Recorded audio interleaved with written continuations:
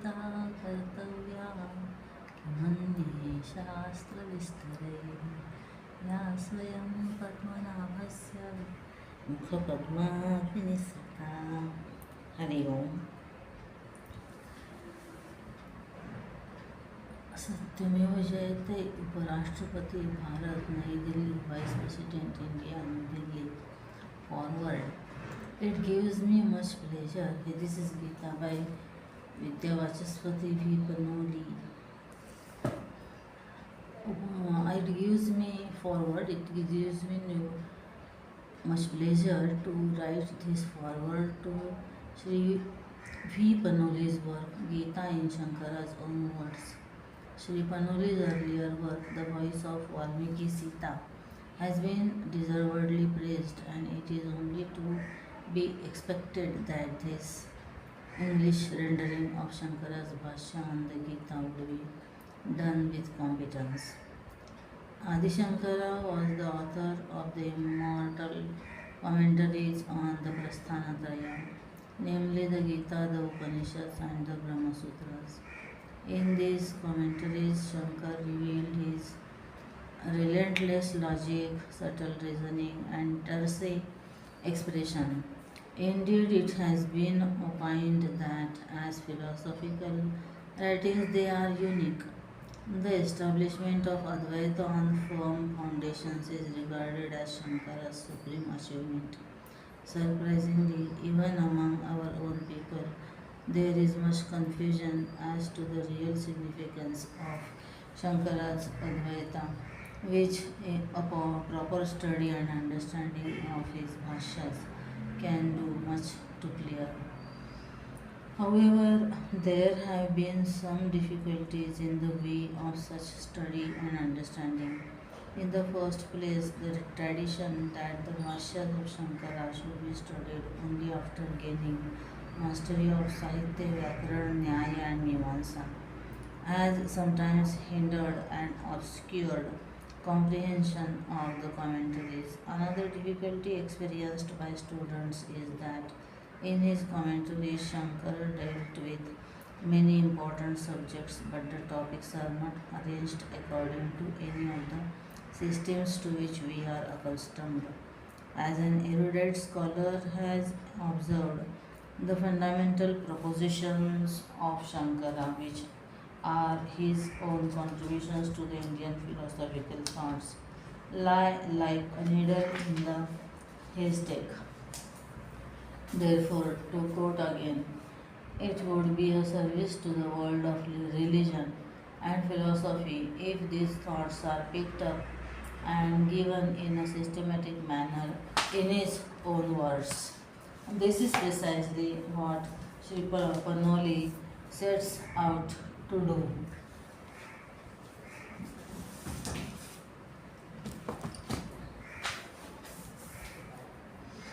He has approached his subject in a mood of prayer, humility, and reverence. As he regards Gita, the essence of the Vedas, as divine and knowledge, he has brought to bear considerable labor, devotion, and scholarship on his task, which he views as a sacred pilgrimage.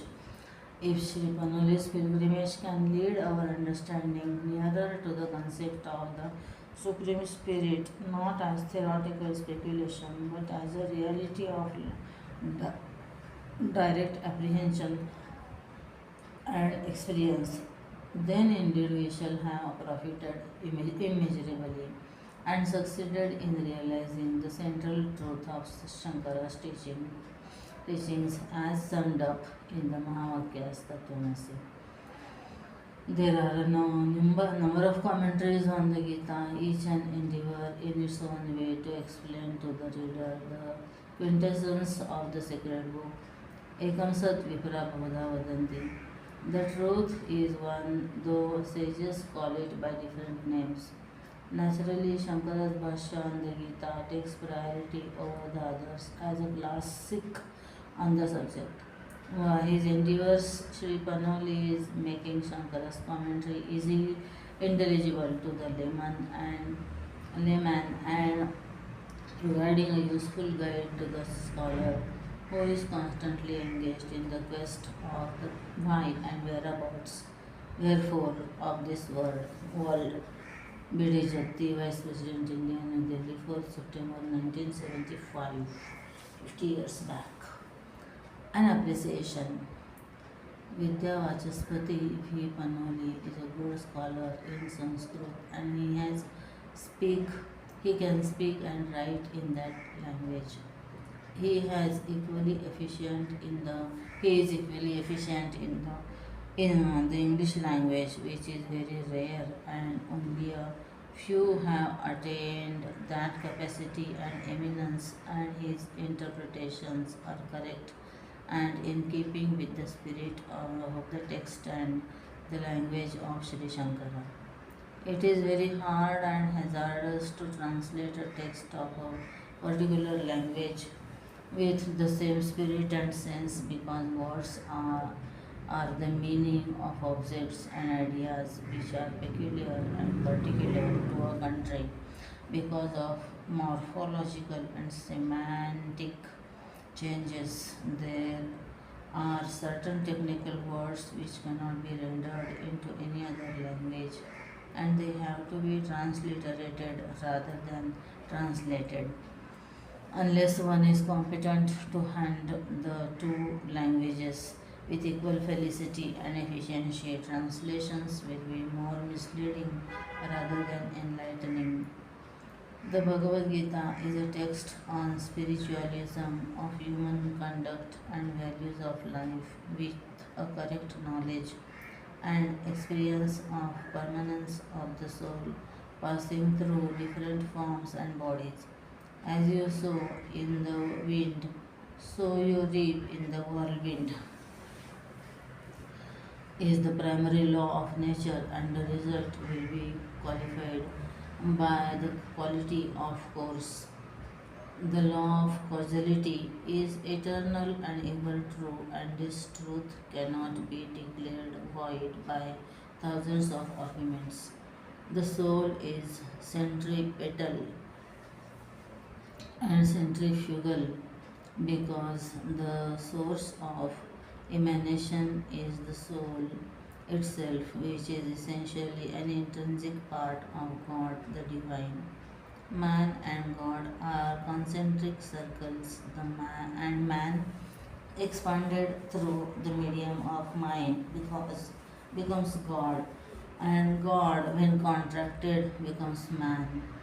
The distinction as between a spark and bonfire. The Bhagavad Gita is an integral part of the Mahabharata, which is a classical exposition of the meaning of the Vedas. Sri Shankara's commentary is the oldest of its kind on the Gita, as divine wisdom is indispensable for karma and upasana. His commentary is accepted as the authoritative commentary, keeping in tune with the spirit, aim, and purpose of the Gita. Sri Shankara starts from Ashochanana Shochastvam Prajnavadansh Bhashase Gatasuna Gatasunshcha Nama Shochanti Panditaha and ends with Nashtomoha Smrtirlabdha Tat Prasadam Yachata Sthitosmi Gata Sandeha Karishye Vachanandava. The philosophy of Shankara is that all souls are evidently dual but necessarily non-dual, and the duality of the soul is caused by ignorance, and when that ignorance is annihilated, it resumes its original Brahma Bhava, the state of ultimate reality. The school of Shankara is non-theistic and metaphysical, and as such, the individual properties and propensities disappear by themselves through the metaphysical discipline and the dawn of light from within. Shri Panoli is an arduous student of the philosophy of the East and West, and I have great pleasure in commending his book Gita in Shankara's own words to the public, which can be accepted and honored as a treasure for posterity. I congratulate Vidya Vajaspati Panoli for his successful undertaking and hope that he will continue to publish such reliable and authoritative renderings of our philosophical texts. May God bless him with success and superiority. Mahamahopadhyay Dr. S.R. Dorai Swami Shastri, M.A. PhD, Shekharipuram, Palghat, 28/6/1977.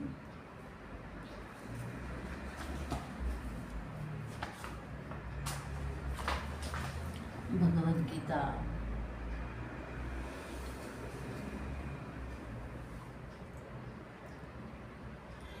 By Vidyavachaspati V. Panoli. Opinions. This is an accurate translation of Sri Shankara's Bhashya into lucid, graceful, and appropriate English. This book, with its important footnotes and relevant quotations from the Upanishads, etc., is highly useful as a guide for an easy understanding of the Shankara Bhashya. Triveni Andhra. This is an interesting book which goes beyond what a purely loyalty Vedanta Kesari Madras. By his endeavors, Shri Panoli is making Shankara's commentary easily intelligible to a layman and providing a useful guide to the scholar who is constantly engaged in the quest of the why and wherefore of this world. Shri V.D. Jatti, former Vice President India, in the foreword.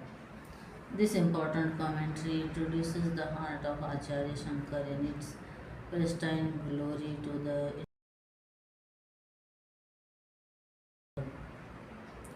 The rendering is faithful to the original and the notes appended are as illuminating as they reflect the grasp and critical judgment of the author. Nyayachar of Sanskrit, retired, Banaras Hindu University, Varanasi. Who Varanasi, Banaras Hindu University, Varanasi. Panoli, distinguished scholar and orator who is committed to Adhyatma Vidya, spiritual knowledge, has done a good job by bringing out a new translation of the Gita with Shankara's Bhashya. This can satisfy any ordinary student of the originals. This is a well-researched document prepared on the basis of the original texts. Indian Express, Kochi. Vidyavachaspati V. Panoli is a good scholar in Sanskrit. He is equally efficient in English language, which is very rare, and only a few have attained that capacity and eminence. His interpretations are correct. This book can be accepted and honored as a treasure for posterity. Mahamahopadhyay CSR. Dr. S.R. Dorai Swami Shastri, M.A. PhD, Shekharipuram, Balghat. The task undertaken by Acharya Panoli is a stupendous one, nay Herculean. He has delved deep into the unfathomable ocean of Bhagavan Shankara's Bhashya on the Gita and brought up to the surface the gems of eternal truth. Shri S. Paramashivan, BA, GDA, FCA, Alwarpet, Madras. Acharya V. Panoli, I feel, is admirably suited to bring out such a work of accepted merit in monistic Vedanta, for which he deserves hearty congratulations. The footnotes speak of his wide reading in the subject. I am sure that this book will prove to be a valuable addition to monastic literature. Dr. M. D. Paradkar, M.A. PhD. Author's preface to the first edition. Why are not more gems from our great authors scattered over the country? Great books are not in everybody's reach, and though it is better to know them thoroughly than to know them only here and there, yet it is a great work to give a little to those who have neither time nor means to get more. Let every book warm when he discovers a sentence, a story, an illustration that does his heart good, hasten to give it.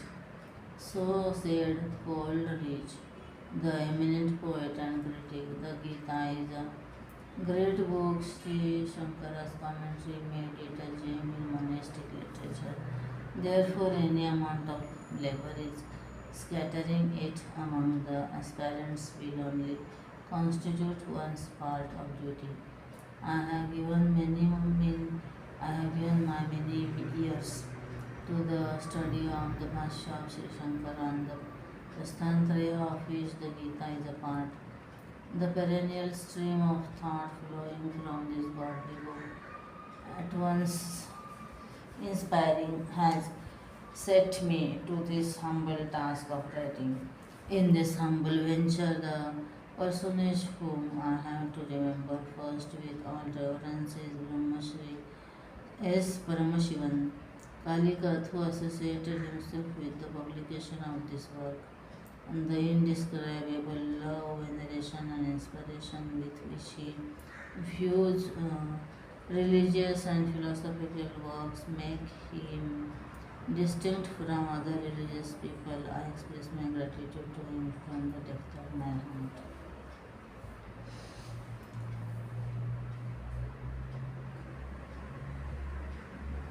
I express my gratitude to Shri B.D. Jagti, Vice President India, for his valuable foreword, and to Mahamah Pandey, Dr. S. R. Dorai Swami Shastri, for his worthy appreciation. Acknowledgement I must of necessity make mention here of the Sudharma Sanskritik Samiti, Kalikat, under the auspices of which I had the privilege to give 136 discourses on the Bhagavad Gita based on the Bhashya of Sri Shankara from 21st October 1973.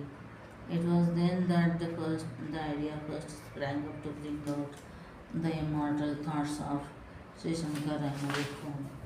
Among those who helped the activities of the Samiti gather momentum, there stood in the forefront Shri K.P. Ramundi Menon, T.G. Narayan Iyer, Shri K.V. Achyutan Nair, Shri P. Gopalachari, Shri K.M. Rangaraju Chettiar, and Shri K.B. Chandran. I acknowledge with gratitude my indebtedness to them. Ram Vihar, Kalikat 4, 20th September 1975. V. Panoli.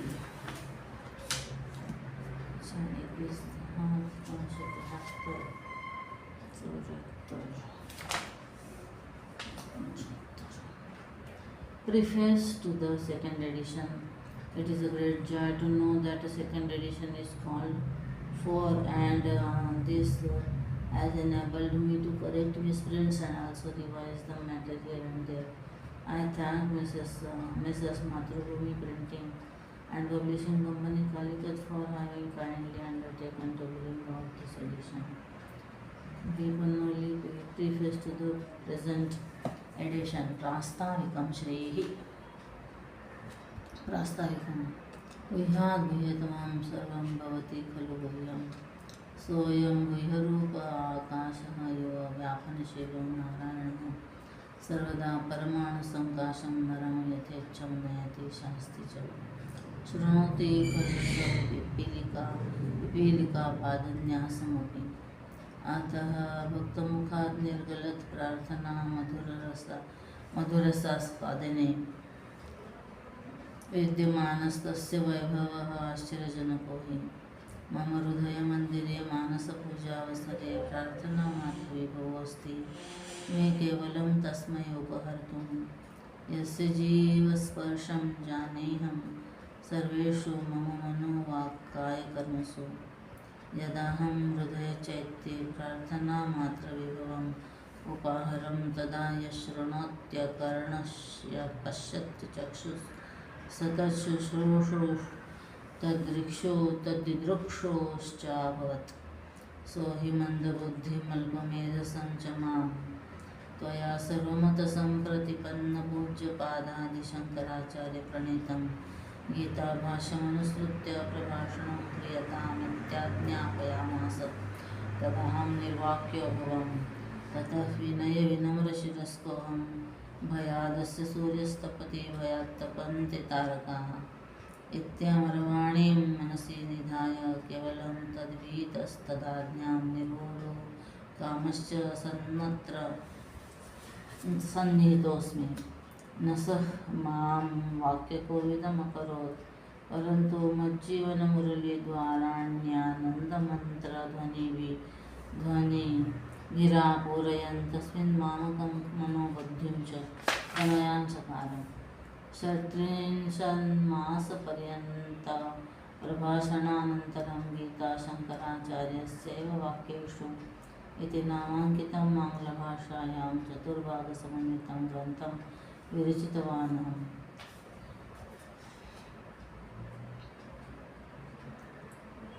तस्य करुणानिधे कृपातिरेकेण शङ्करविचारामृत निःसन्देहीयं कृते भारतवर्षे सर्वेषु अपि विशिष्टपत्तनेषु समादृता, तथा अनेकेषाम् अमलचरितानां प्रशंसावचनपात्रीभूता चासीत्। येन मदीयः प्रयत्नः सफलीक्रियते तस्मै सर्वात्मने क्रियते स्तुतिरखण्डप्रणामश्च। वन्देऽहं विदुषां वरं गुरुवरम् आलेख्यशेषं साहित्यकेसरी पण्डितगोपालनायकाख्यं महाप्राज्ञं, यस्यालौकिकया कृपया ग्रन्थमिममहं निर्मितवान्। यस्य चोदनाहेतुत्वादिदं कार्यं साधितप्रायमभवत्, तस्मै श्रीयेश परमशिवाय श्रीशङ्करभक्तशिखामणये अनन्तप्रणामास्तु। सर्वेश्वरः पुराणमहर्षयश्च प्रतिसन्तु तस्मै मङ्गलम्। अमराणां सर्वज्ञानां श्रीशङ्करभगवत्पादानां चैतन्यश्री अस्मान्नैर्यन्तर्येण प्रचोदयतु। प्रदिशतु सर्वार्थदाता नारायणो मङ्गलं। न यस्यानुग्रहात् अभूतपूर्विका परिनिर्मला च भक्तिः अस्माकं चित्तेषु प्रवर्धतां किञ्चनिश्रेयहेतुकाम् आत्मार्पणरूपां भगवत्सेवां कर्तुं समर्थाश्च भवामः। ओम शांति शांति शांति। राम विहार कौशिकोट Pakistan विद्वद्विधेय विपनोली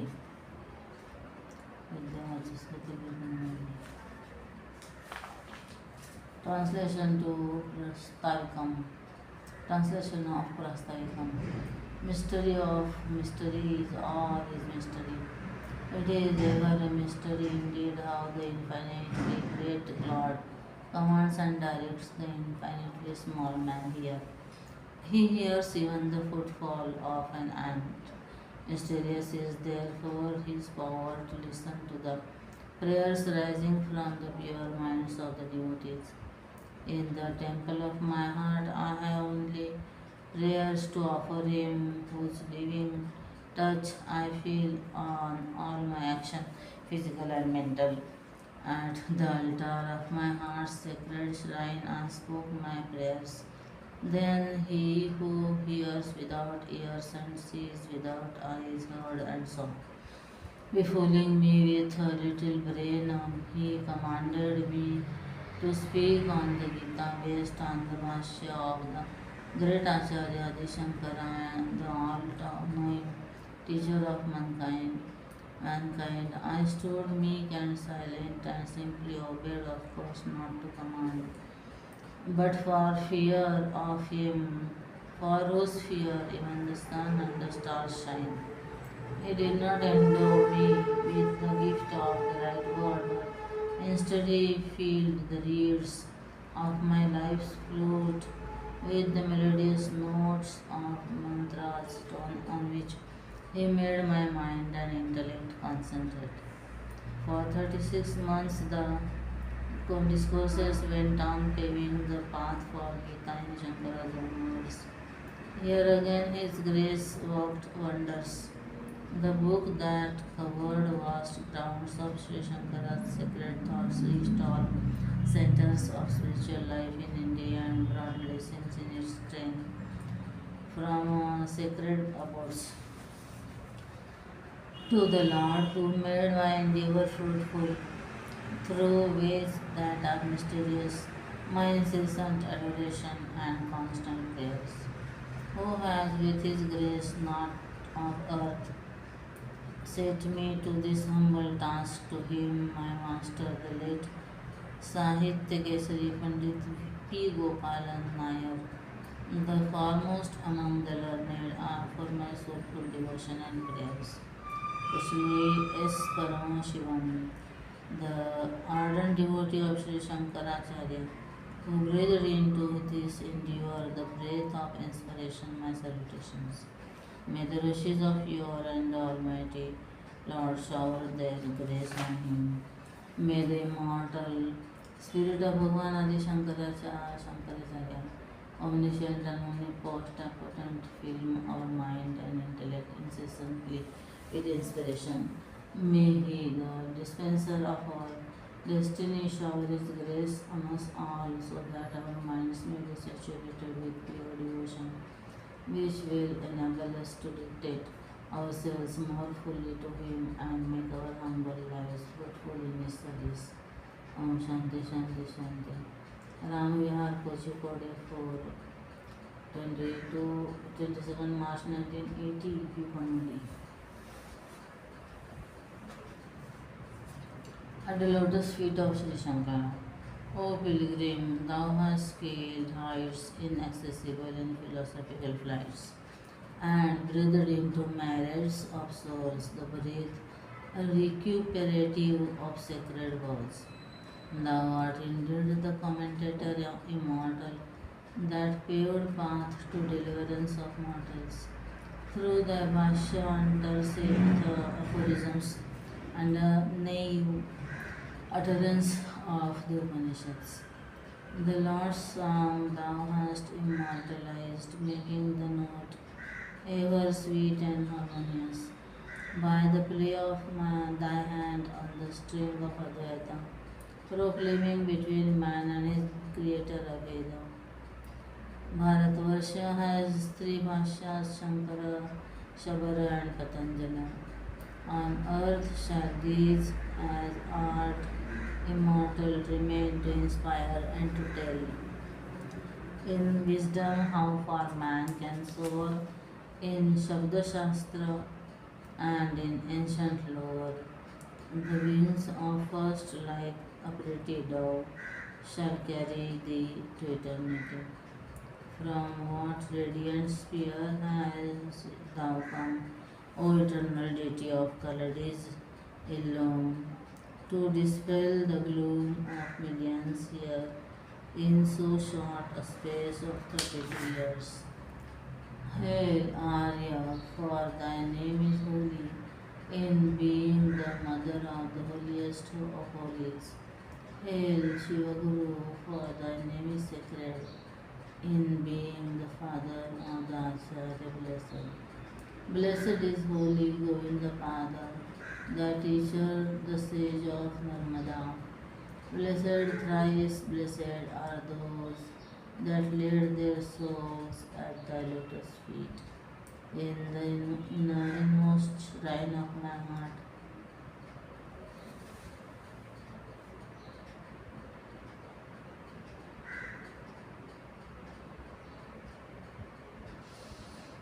I have installed thee, my deity. Make me wealthy. I have installed thee, my deity, make me worthy, O teacher of humanity, for the boundless grace and set me free. Bhagavad Gita, the message of Advaita is that there is no Veda distinction between Jiva and Brahman. That is Abheda. Shankara Bhashya, Chabar Bhashya and Patanjali Bhashya are the three great marvels in Sanskrit. So no other Bhashya excels these three. Shankara Bhashya, in which the Advaita is established, will inspire mankind till the end of time. The village in which Shri Adi Shankara was born, Kaladi, in the house of the Nambudri community, is known by the name Illam. The Acharya went into Mahasamadhi At the age of 32, Acharya's mother was Arya Antarjanam. Acharya's father, Acharya's great teacher.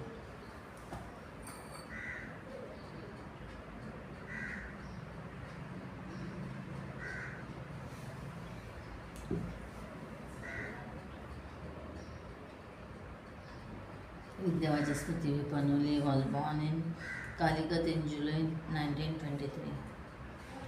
He was 23 when he sat at the feet of his great master Pandit Gopalan Nair Kolangode to study philosophy.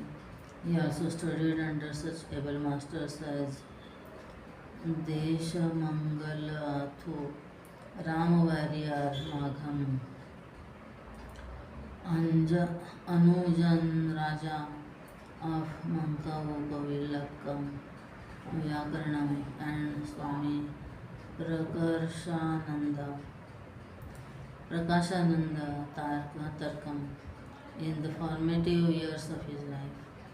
The literature of Swami Vivekananda exerted a powerful influence on him, and the contacts with Swami Virajananda, a direct disciple of Swami Vivekananda, and Swami Madhavananda of the Sri Ramakrishna Mada added strength to his pursuit.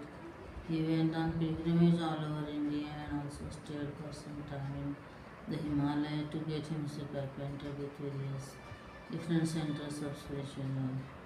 Belur Math, Kashi, Sarnath, Pashupatinath, and Shantiniketan are a few of the notable places where he stayed in his early days during pilgrimage. In June 1950, when he was just 27, he visited the house of Swami Vivekananda at Simulia in Calcutta, where he met Swamiji's brother Rupendranath Datta also. Although bedridden, said, "My dear young man, I am extremely happy that you came all the way from Kerala, inspired by the teaching of my brother, but I have a different view of life." He obtained his master's degree in the English language and literature from the Telugu University. He served the erstwhile Malwar district board from March 44 to September 47 and the Department of Education under the state government Kerala from October 57 to June 78. The author of Wanderings of the Voice of Valmiki, 2 volumes, and the Arsha Sandesh has given us something bigger still in Geeta and Shankar's own words, 2 volumes. His work, published in 1961, could win the approbation of such eminent thinkers as Dr. S. Radhakrishnan, Dr. C.P. Ramaswamy Iyer, and Shri Rajgopalacharya and others.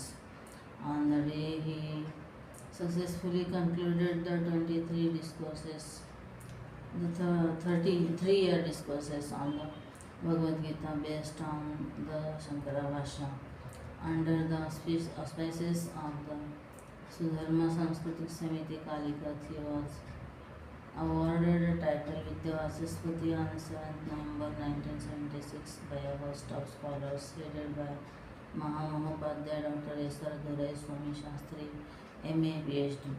Accepting the invitation of Maharishi Mahesh Yogi, he visited Switzerland in September 1981. The utterance of benediction of the Maharishi led to the creation of his major work, UP Upanishads in Shankara's own words, which consists of the entire Bhashya of Shri Shankara on the 10 principal Upanishads with English translation and exhaustive explanations, and which runs into 3,400 pages in 4 volumes. He was honored with the Ramashram Award 1990 in recognition of his valuable contribution to philosophy and religion. The Sanskrit Academy Kerala conferred on him the title Vidya Vibhushan Vidyabhushanam at the Acharya Sangamam held at Trishur on 17 September 1993. In recognition of his vast erudition and the valuable service rendered by him in popularizing the Advaita Vedanta of Jagadguru Shri Shankara at an international level.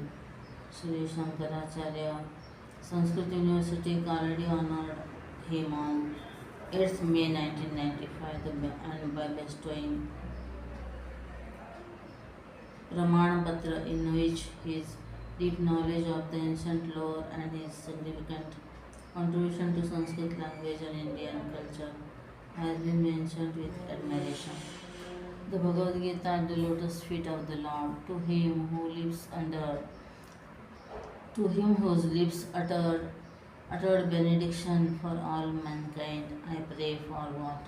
Nothing I want except His grace. I have no expression at my command to describe His grace which transcends the bounds of words.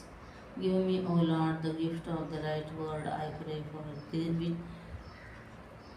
without it all writings and speeches are but a heap of waste. I know nothing. Then how can I write? But from the altar of the temple of my heart I hear His voice. Ha! What a voice! It is as sweet as the rustle of the corn, as the murmur of the brook. But I know not the language, so I gasp.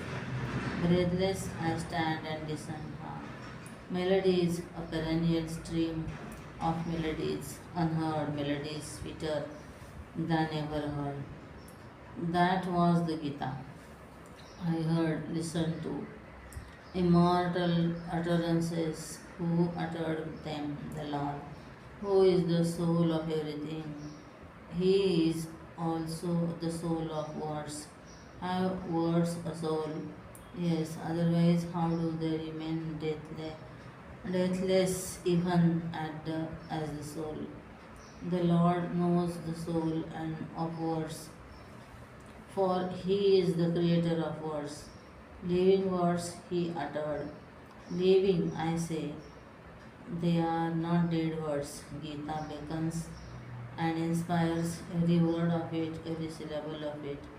How can dead words and syllables beckon and inspire? Can a dead man inspire you? No, no. Gita bears the stamp of God. It breathes His faith, benediction, and benediction alone is its import. Sages and saints sang, preachers and teachers taught, shining scores of centuries rolled on. Can anyone encompass the volume of literature produced in this land? But none need know it. Gita is the essence of the Vedas. You need know that alone. Adi Shankar, the immortal commentator, who did say Gita is the essence of the Vedas? It was Shri Shankaracharya who said it. In bold utterance of conviction, he proclaimed in the Gita Bhashya, Tadidam Gita Shastram Samartha Vedartha Sara Sangraha Bhutam Durvidneyartham. This Gita Shastra is the summary of the essence of the meanings of the Vedas and is too difficult to understand. Acharya's style of interpretation is inimitable. Words to him were slaves. He could employ them exactly in the manner he wished. At his behest, words give up all their natural reservation. Can they be so submissive? Yes, to him, their commanding master, they showed implicit obedience. Words of the Lord are telling. They are messages not of earth. How can then an earthly Acharya bring out the meaning from the innermost recesses of the divine text, Gita? The great Acharya belonged to the radiant sphere, far removed from the earthly limitations. The horizon that encircled and the realm of his thought still remains riddle to the modern mind. Could anyone else scale the summits of perfection in learning and accuracy in philosophical thought like him? He was uncompromising to his opponents, none of whom could raise a finger against him. It is impossible to imagine him to be wanting in any respect insofar as it relates to the mighty complex and stupendous system of Vedantic thoughts. He left no stone of doubt unturned or unexamined. In him, the erudition in the ancient lore of Bharat found the culminating point. He threw his challenge to an unending array of opponents. Had any other teacher of humanity to face so many of them? The answer in all possibilities is in the negative. The range of his thoughts, the force of his arguments, the wealth of his illustration, and above all, the clarity of his vision. All this and all these were characteristics of his magnetic personality. Verily, beginning from the days of his great advent, constituted by the fall of a great many opponents of all faiths in argumentation before him, down to the modern age, he held the overlordship among the philosophers uninterruptedly and enjoyed the privilege of being mastermind with the greatest and brightest intellectual conviction. The pilgrimage to the Bhashya. Let us go. Let us go to the sanctorium of this great and godly text, with prayers in our lips and faith in our bosom. The Lord Parthasarathi, who is the embodiment of Bhakta Vatsalya, will extend a helping hand when we slip from the path. The great Acharya has shown us the path which is meandering romantically towards the abode of the auspicious one, where everlasting peace abides. Let us proceed, but we must know that an irrational and unscientific approach to the goal will tend to fall and break and not to fulfill. Philosophy wants us to go on correct lines, for attainment depends much upon the correctness and accuracy of the line of approach. Accuracy, it is an epithet of Bhagavan Shankaracharya. Can anyone be more accurate? He reduced the number of words to the barest minimum to depict an idea, but placed maximum amount of thought in each word and syllable. That is amazing art, amazing. Nowhere else can you use that word. With intelligence only you can perceive it, not otherwise. Arguments and counter arguments and the gift of quoting effortlessly from the ancient lore in vindication of his standpoint and the hair splitting analysis leave no space for doubt. So clear it is, and so clear it becomes when once it touches the anvil of the great Shankaracharya's intellect and wisdom. His aim was not name and fame, which to him were slaves. Enlightenment, that and that alone was his objective. He wanted to shed it on genuine aspirants, and those who have penetrating intellect will not fail to realize it. What a faith in the ancient lore!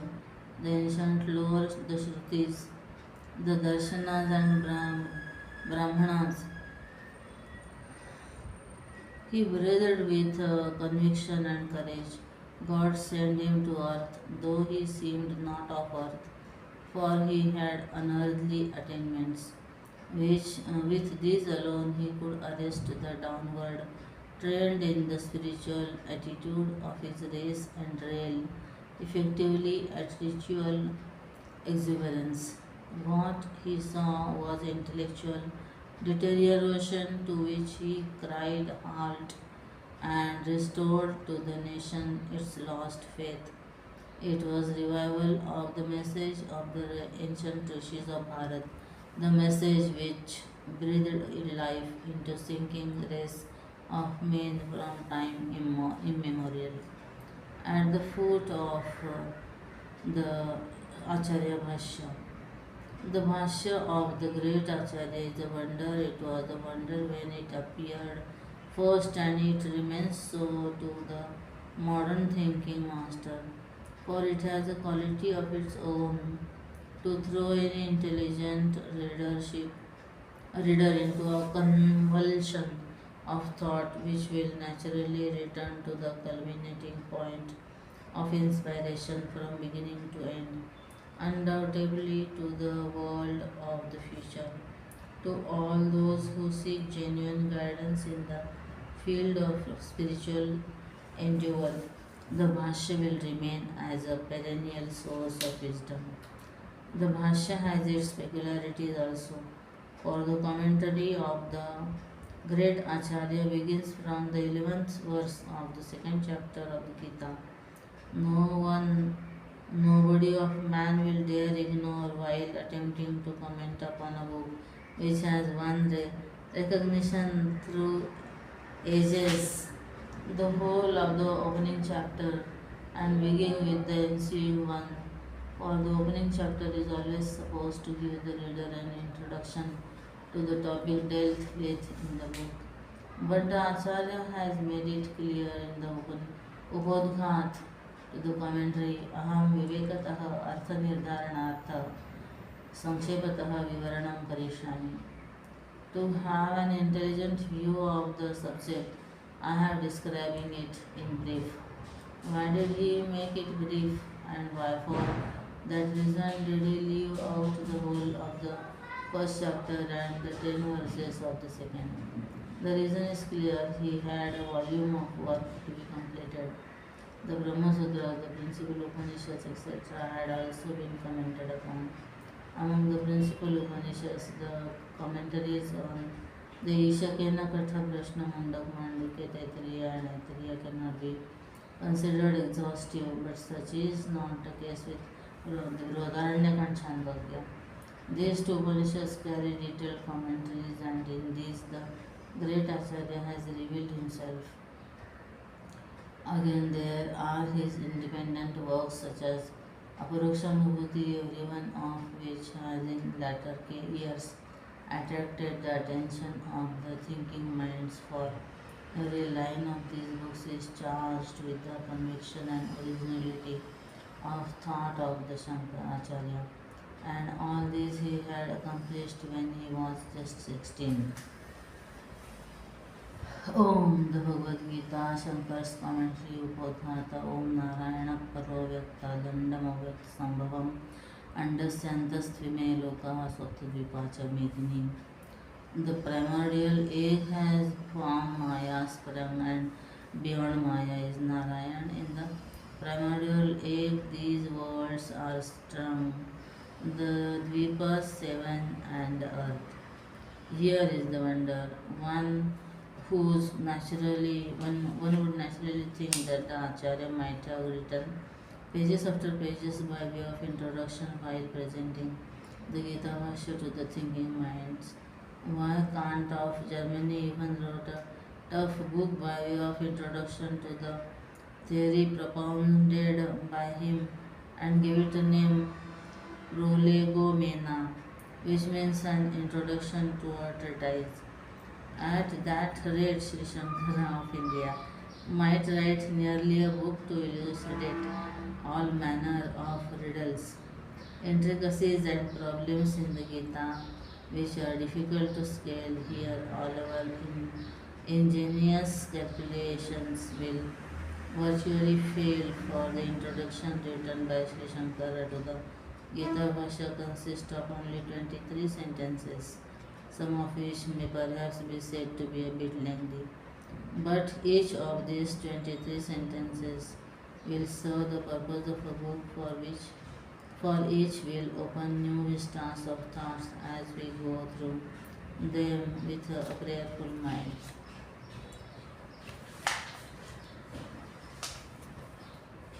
The definition of the word Upodghata in Shankara Sanskriti Chintam Prakrita Siddhartham Upodghatam Prachakshate. The thought directed towards the topic of discussion is called Upodghata.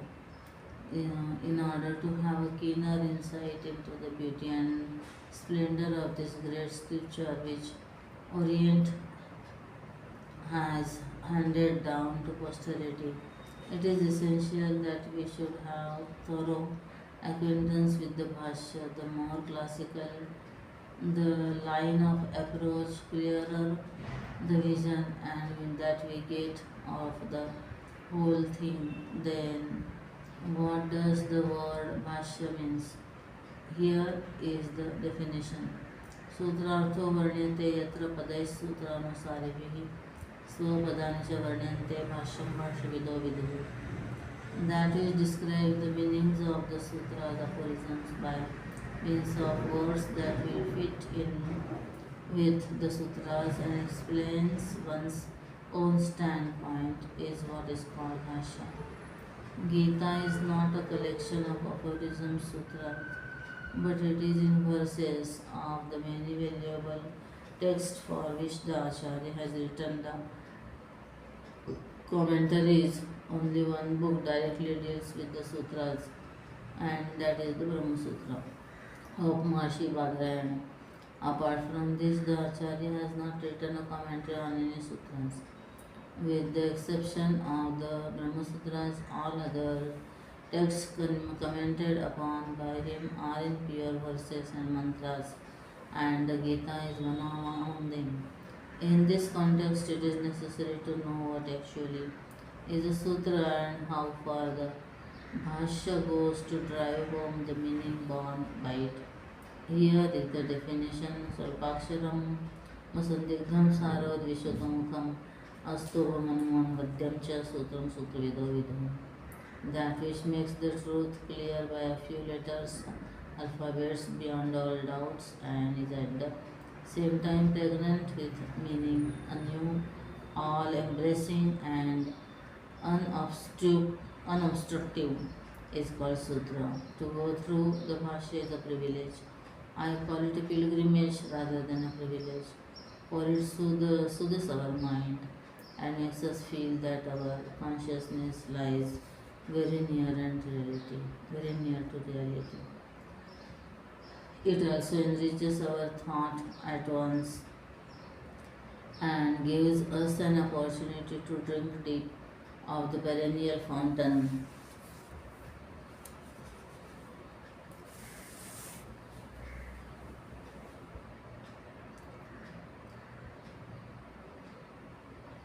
of the ancient lore.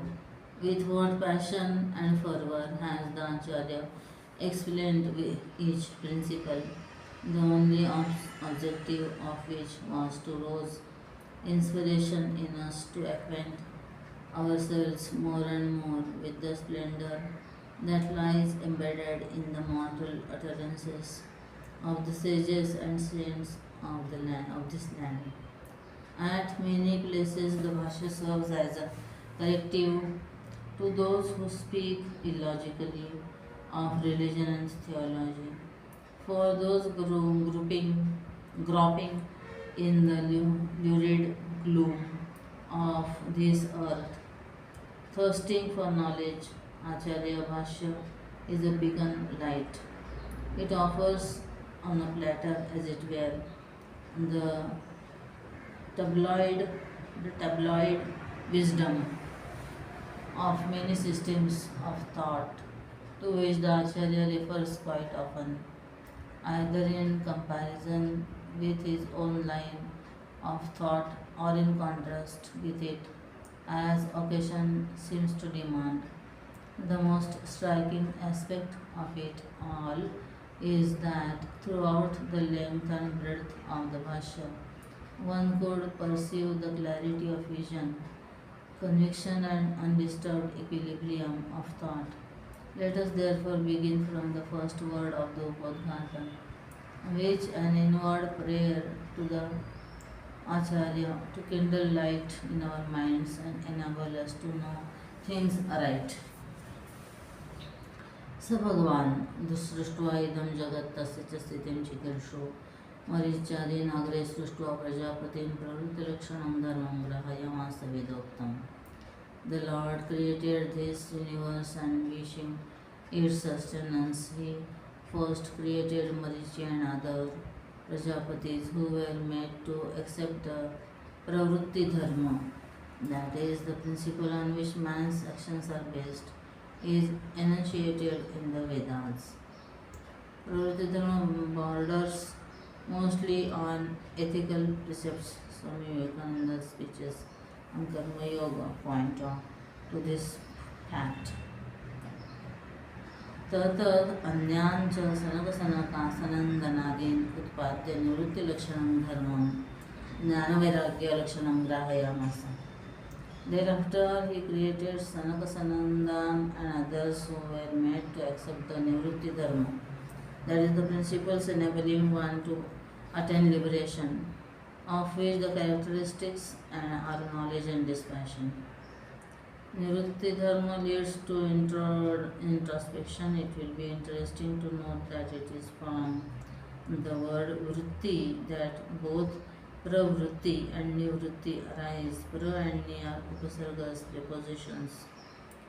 When the former is prefixed to vritti, it becomes action in the physical world, whereas when the latter is prefixed, it becomes introspection in the spiritual realm.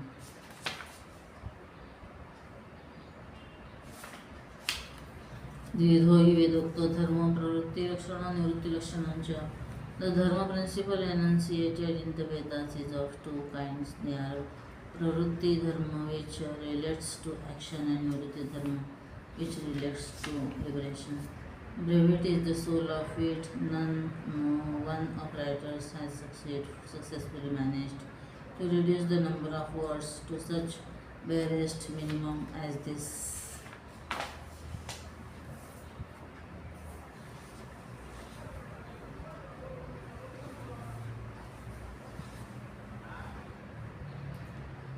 The message of the Vedas has a dual aspect.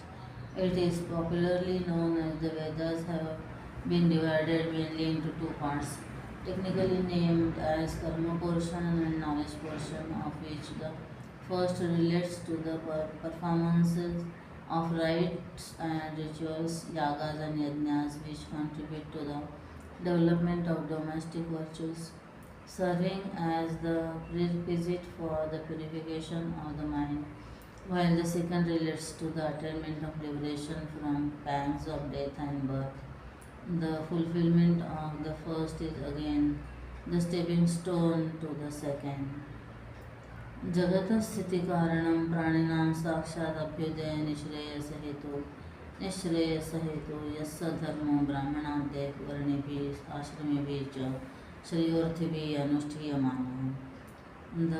That dharma principle which serves as the cause for the sustenance of the world as well as the well-being and salvation of beings had been observed by all those belonging to all varnas, castes, beginning from brahmanas and ashramas to who aspire after liberation, and unto varnas, brahmana, kshatriya, etc., ashramas, grihastha, vanaprastha, etc.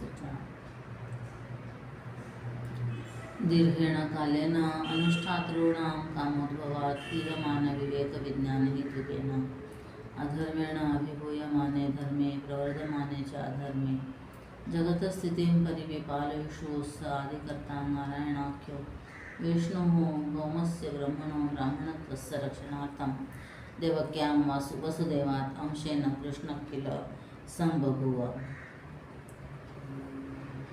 When, in the course of a long period of such observance, on account of the rise of proud passions in the minds of the adherents, the sense of righteousness consisting of discrimination and wisdom deteriorated, giving rise to unrighteousness. He, the creator Vishnu, known as Narayana, incarnated as the son of Devaki and Vasudeva by the name Krishna for the preservation of the Bra- Brahma, preservation of the Brahma of the earth and the Brahmanhood. Vishnu Adikarta himself, Brahmanhood.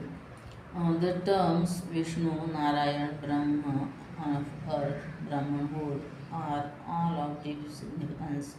Here, Lord Krishna has been described as Vishnu, Adikarta himself. In the Bhashya on the Vishnu Sahasranam, the word Vishnu has been defined as Veveshti Vyapnotiti Vishnu. That which permeates everywhere is called Vishnu. Dr. Annie Besant, in her biographical sketch, wrote figuratively of her own birth a long chain of words, namely, out of the everywhere into the here. The wide range of meaning to which these words stretch themselves can, strictly speaking, be applied only to incarnations. Similarly, the epithet Narayan has been explained in the aforesaid Bhashya as Nara Atma, etc. Nara means Atman, that which originates from it, such as other, ether, etc., is called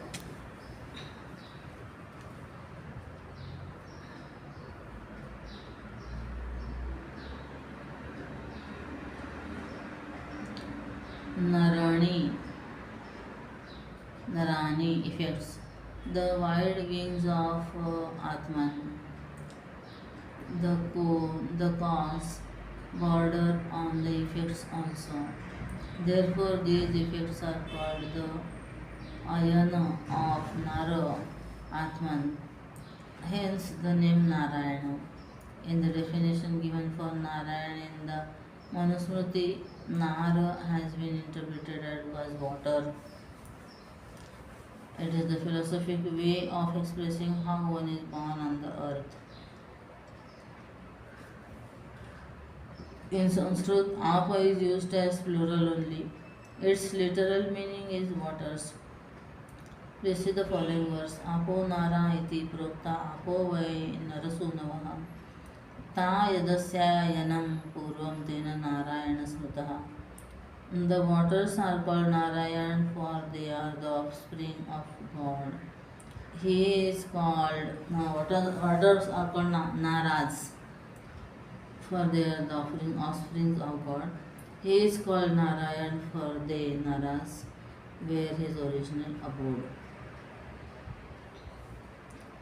Nara has been waters. Thus, the meaning attributed there is he who made water his abode in the beginning is Narayana.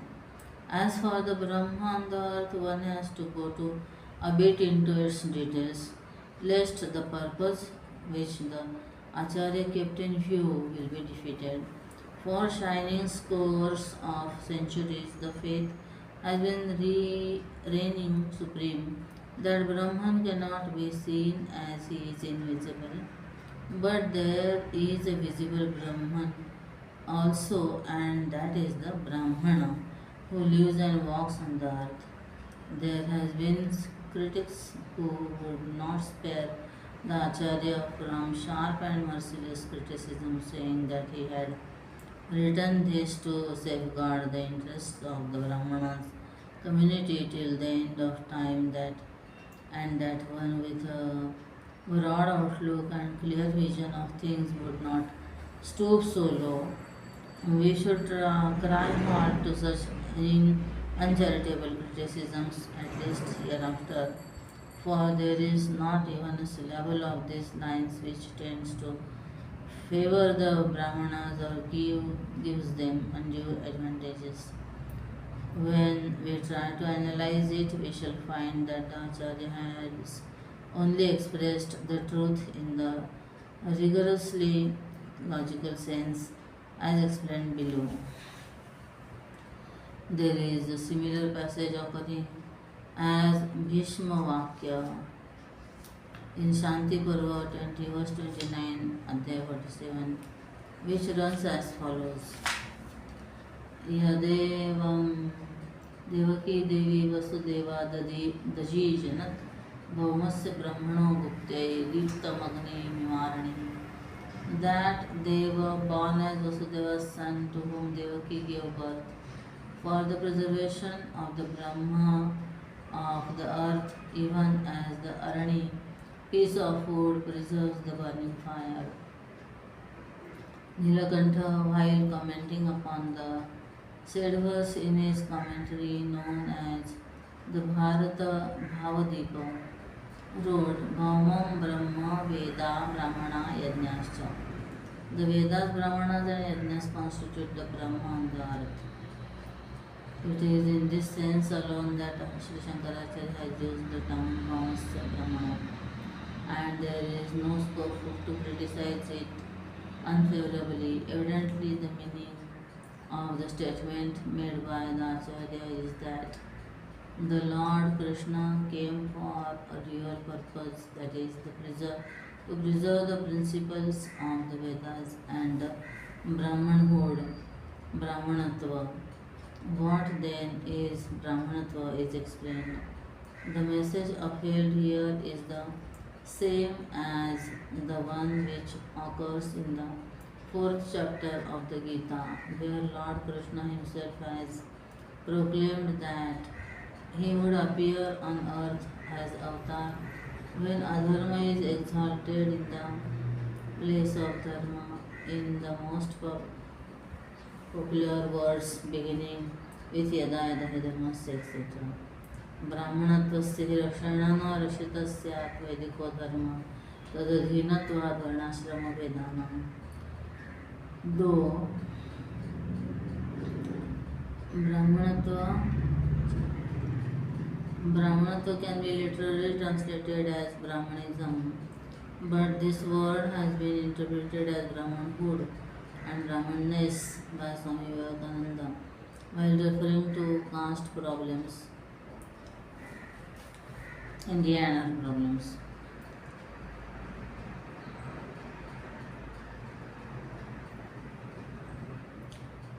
Through the protection of Brahmanatva, Brahmana qualities, the Vedic Dharma can be preserved, for the system of Varna Ashram Dharma rests on it.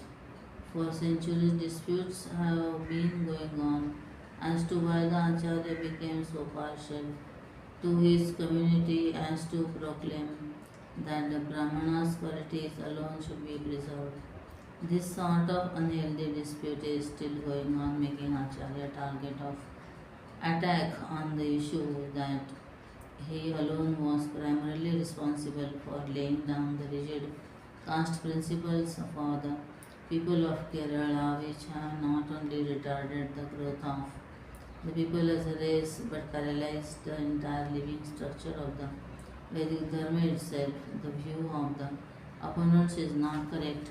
By the term Brahmana qualities, what is meant is only the sattvic guna praised so high by all the different schools of thought in India.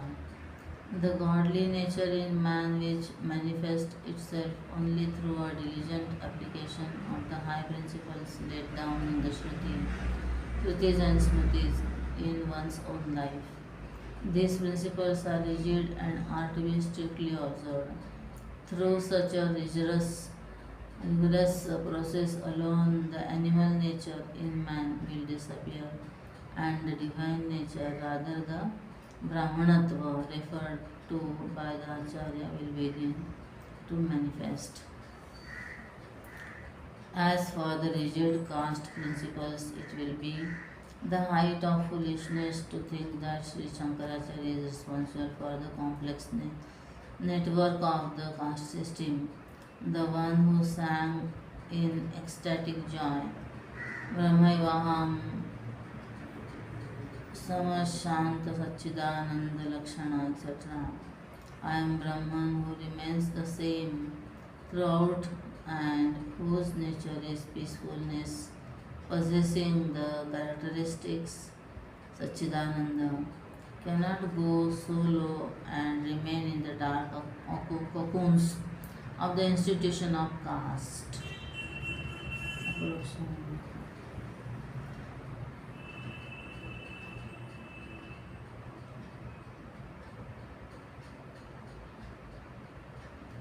Many books pass current because they bear the name of Shri Shankaracharya. But a careful analysis and study will prove that some of the works, the authorship of which is assigned to the Acharya, popular though they be, are not actually written by him at all. It will not therefore be incorrect to think that the Acharya is not responsible for the hideous attempt made by the narrow-minded scholars of the latter period who were not endowed with the faculty to gauge the vast range of wisdom the Acharya actually possessed, and who alone are responsible for thrusting the big theory concerning the caste system on the Acharya.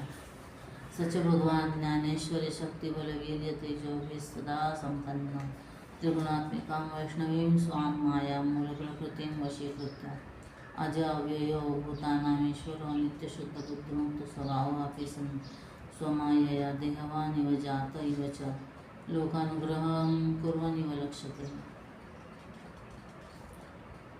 That Bhagavan Lord, though eternally the embodiment of wisdom, prosperity, power, strength, was assumed his was represented by the three gunas, though Lord of all beings, unborn and indestructible, eternal, pure, intelligent and free. He, by his own Maya, appeared as though he has a body and is achieving redemption of mankind. What are the characteristics of Bhagavan? Can we call everyone a Bhagavan?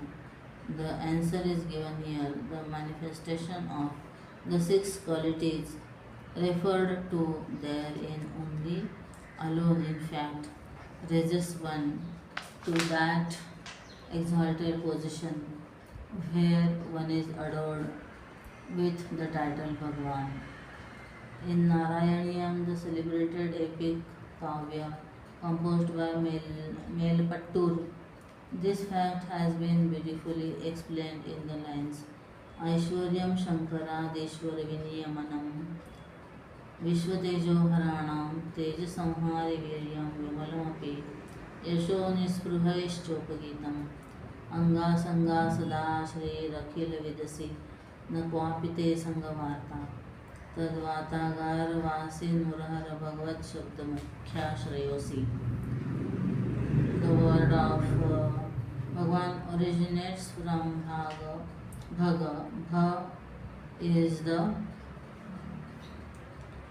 first letter of the word Bhavam and Ga, the last letter of the word Yoga.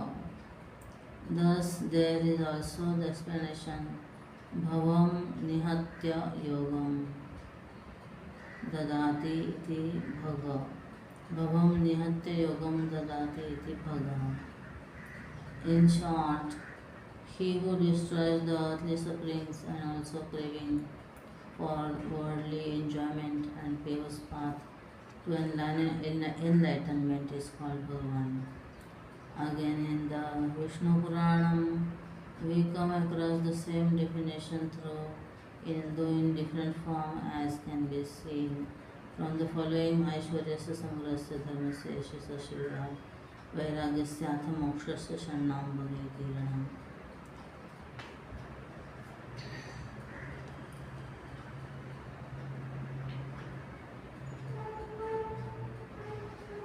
Bhagavan. Again, one can see there also the answer to the doubt whether God could accept a form. If he takes a form, he is within limitations. Anything which has a beginning must necessarily have an end. So God in form must die one day. Here the Acharya holds that God who is born and indestructible with the help of his own Maya appeared as though he possessed a body. The expression as though Eva appearing thrice in this context is significant and goes so deep that the opponents have no loophole to make a counter argument. स्वप्रयोजना भावे अपि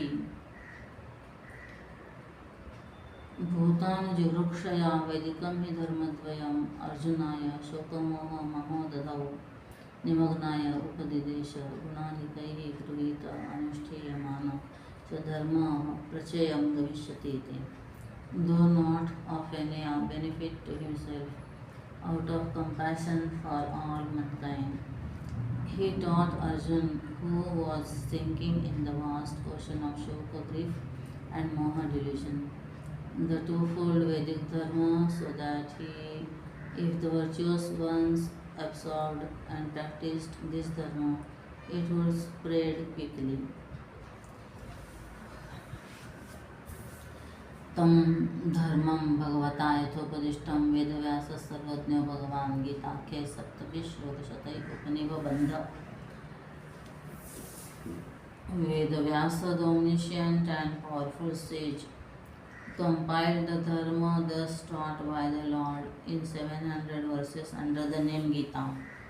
The Acharya here points to the fact he had already mentioned, namely the Vedas have been designed in such a way as to instruct mankind both in the ethical and spiritual principles.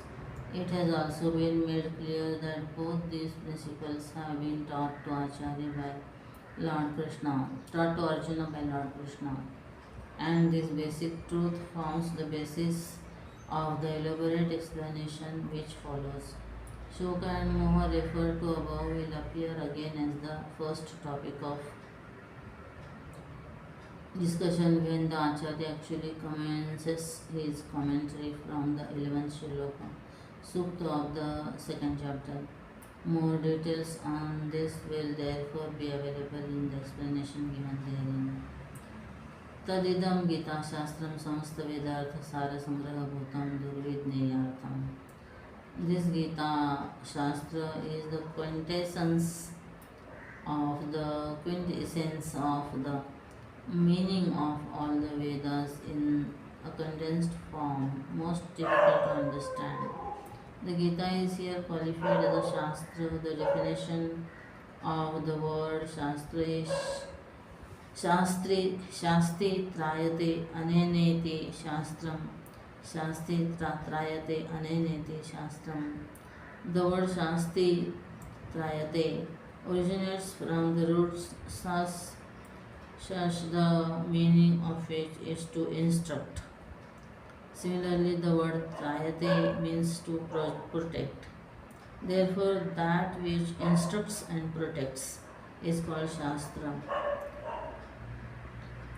In that sense alone, it has been used by the Acharya.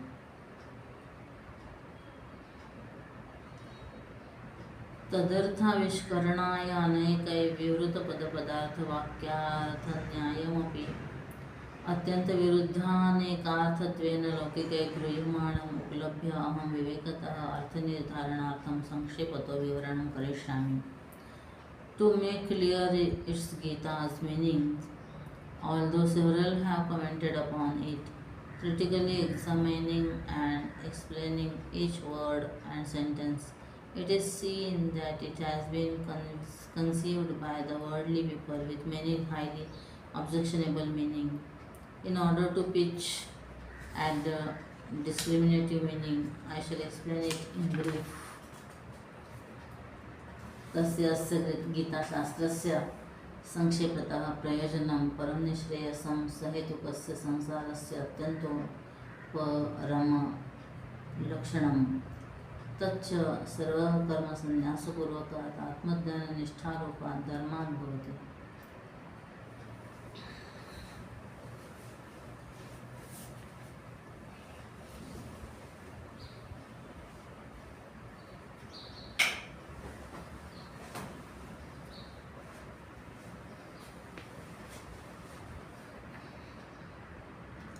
The benefit derived from this brief explanation of the Gita is the attainment of the highest goal, resulting in the termination of all worldly longings with their root cause. This is achieved by the observance of dharma, which consists of unflinching devotion to the knowledge of the self, preceded by renunciation of the fruits of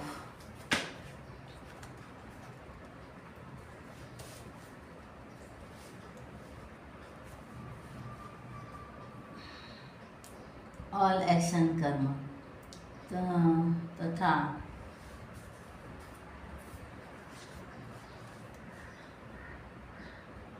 इमम् एव गीतार्थधर्मम् उद्दिश्य भगवता एव उक्तं स हि धर्म सुपर्याप्तो ब्रह्मण पदवेदने इति अनुगीतासु. Keeping this purpose of the Gita in view only, it has been uttered by Bhagavan in the Anugita that dharma is quite enough to attain the state of Brahman. Anugita occurs in the Ashwamedha Parva in the Mahabharata. This verse arises as Shloka 12 in chapter 16. The term Bhagavan here refers to Vyasacharya and not Lord Sri Krishna, for it is Vyasacharya who uttered it in the Anugita.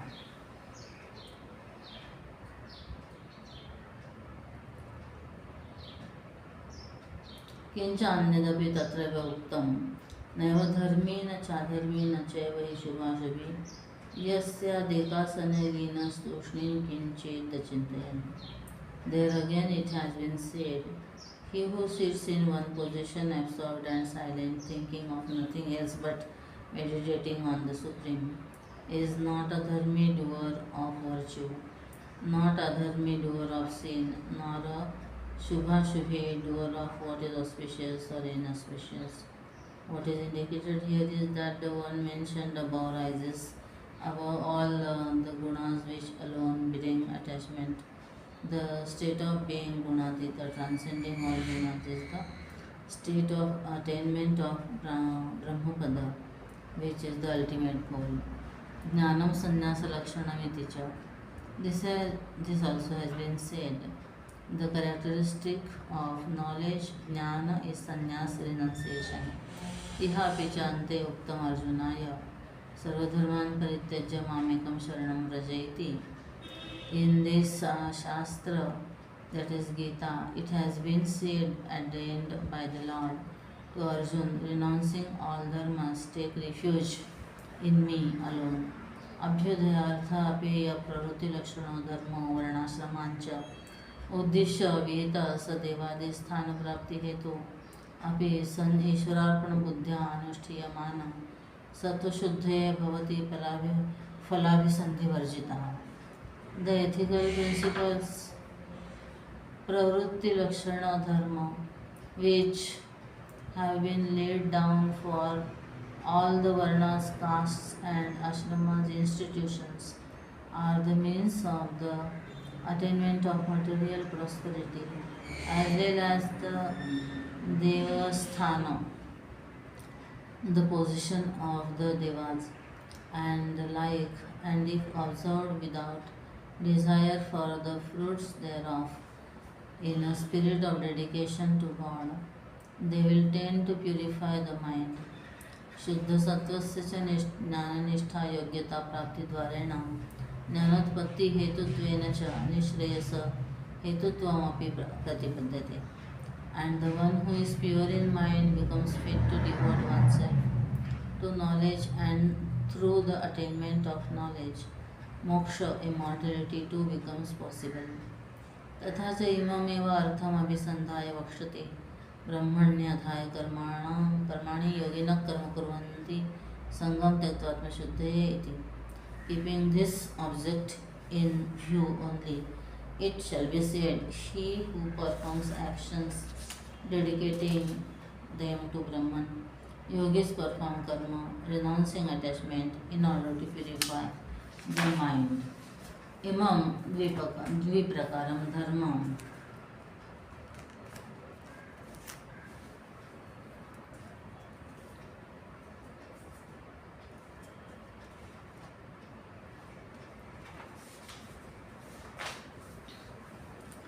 इमं द्विप्रकारं धर्मं निःश्रेयसप्रयोजनं परमार्थतत्त्वं च वासुदेवाख्यं परब्रह्माभिधेयभूतं विशेषतः अभिव्यञ्जयत् विशिष्टप्रयोजनसम्बन्धाभिधेयवत् गीताशास्त्रम्.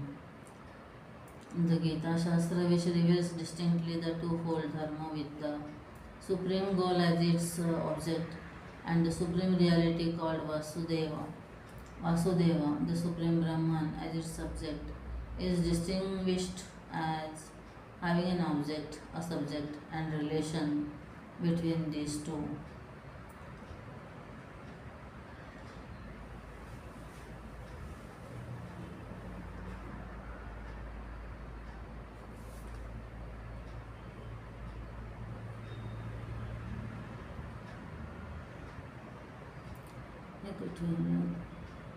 Star is the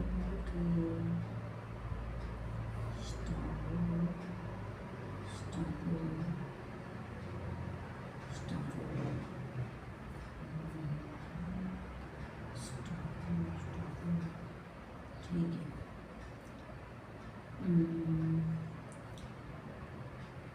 Relation between the two. यतस्तदर्थे विज्ञाते समस्त पुरुषार्थ सिद्धि अधस्तद्विवरणे यत्न क्रियते मया. Because the proper understanding of its meaning will lead to the fulfillment of all objects of human life. Therefore, I endeavor to explain it. Bhagavan Shankaracharya has given us in a nutshell the meaning and purpose of this godly book Gita in the Upadghat. He stands among the commentators as the one without a second who possessed the ingenious gift of expressing even the most abstruse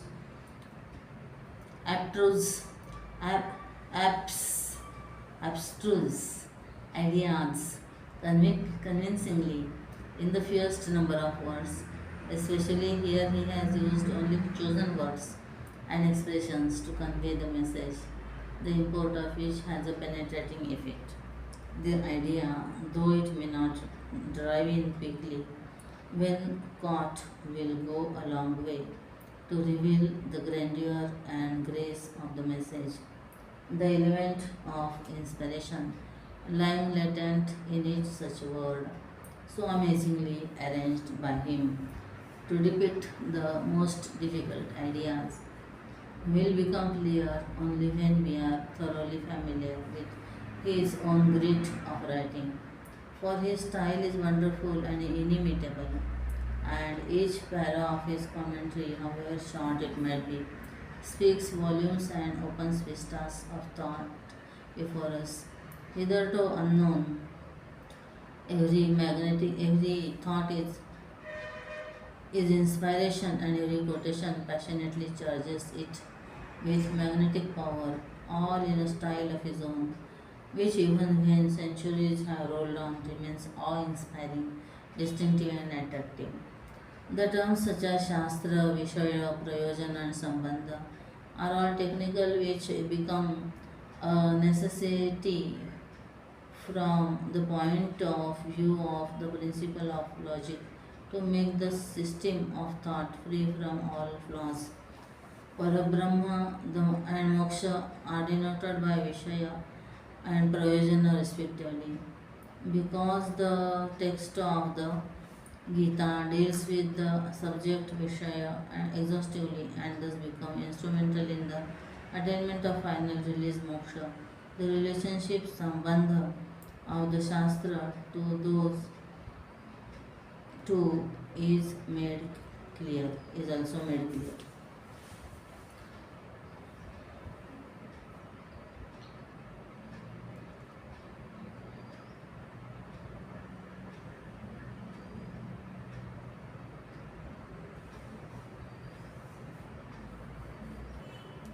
The Bhagavad Gita chapter 1, as stated already, Bhagavan Shankaracharya has not written any word of commentary for the first chapter, even though reference has been made to it while beginning the Bhashya from the 11th verse of the second chapter.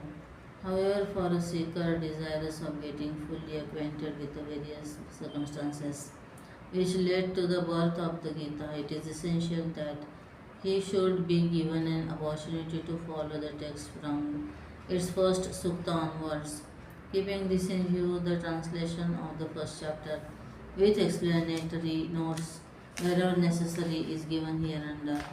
धृतराष्ट्रोवाच धर्मक्षेत्रे Kurukshetra समवेतायोत्सवः मामकाः पाण्डवास्येव किमकुर्वत Sanjay.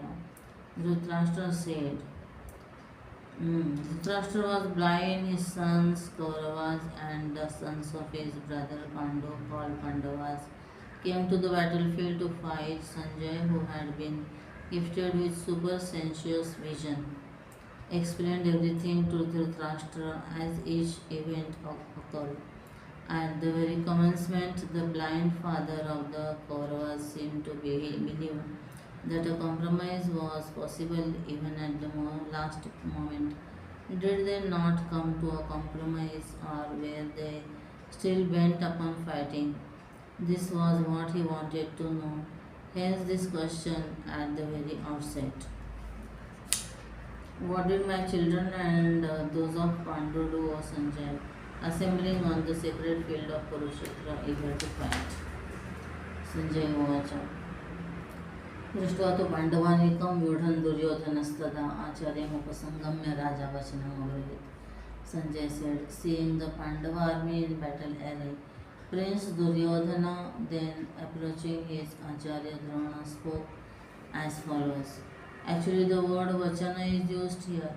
It is significant. Duryodhana was proud. The word which comes out from proud conviction is a vachana, and that which comes from one's own humble submission is a vakya.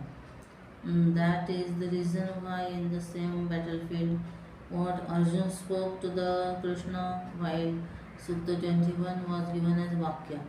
Vachana comes from a higher authority to a lower one.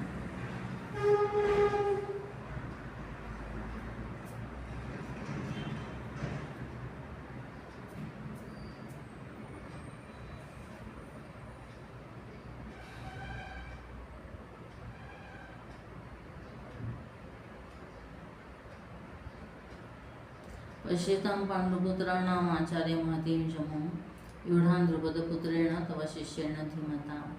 O sire, behold the mighty army of the sons of Pandu arrayed by your talented pupil, the son of Drupada, Drishtadyumna. अत्र शूरा महेश्वासा भीमार्जुनसमायुधि युयुधानो विराटस्य द्रुपदस्य महारथः दृष्टकेतुश्चेकितानः काशीराजस्य वीर्यवान् पुरुजित् कुन्तीभोजश्च शैब्यश्च नरपुङ्गवः युधामन्युश्च विक्रान्त उत्तमौजाश्च वीर्यवान् सौभद्र द्रौपदेयाश्च सर्व एव महारथाः. Here in the Pandava army are valiant fighters with mighty bows, who stand equal to Bhima and Arjuna in fight, such as Yoyudhana means one who fights wonderfully. This refers to Satyaki. Satyaki, Virat, Drupad and the Maharathi, Drishtaketu, Chikitana, the valiant Kashi Raja, and Uttamaja, Purushit, Kuntiboja, Shaibya, the man among men, the valorous Yudhamanyu, Sobhadra, Abhimanyu, and Draupadeya, sons of Draupadi, all great archers. अस्माकं तु विशिष्टाय तान्यबोध द्विजोत्तम नायक मम सैन्यस्य संज्ञार्थं तान् ब्रवीमि ते. Oh, the foremost among Brahmanas, know who are all the important personnel on our side as generals of my army. I shall now mention to thee for information. भवान् विश्वस्य कर्णस्य कृपस्य समितिञ्जयः अश्वत्थामा विकर्णस्य सौमदत्तिस्तथैव च अन्ये च बहवः शूरा मदर्थे त्यक्तजीविताः नानाशस्त्रप्रहरणाः सर्वे युद्धविशदाः. Thyself and Bhishma, Karna and victorious Krupa are there.